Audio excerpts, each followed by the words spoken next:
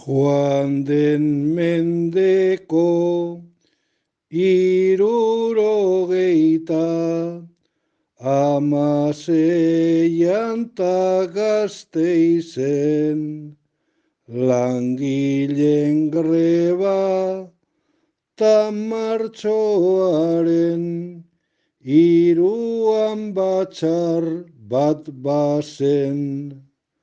San Frantziskoren elizbarruan gauzatu zena hain zuzen, poliziake poteak jaurti, jendea oiuka ozen, ta elizatik ateratzean, 5 langile hil zituzten, 5 langile hil zituzten.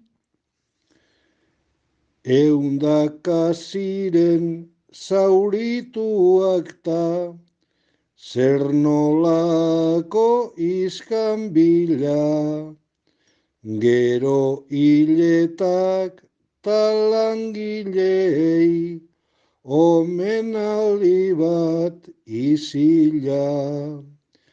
Fragak zioen la calle es mia, ta gaur egun dago hila, baina bizirik epaitu gabe, ta Farreska Martin bila, argatik gauta egun gabiltza, gu justiziaren bila, gu justiziaren bila.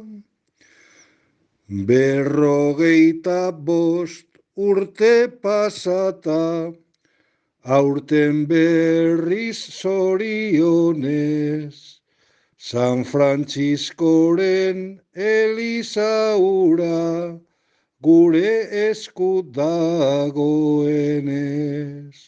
Aurrerantzean zaila gaitezen, borondaterik onenez.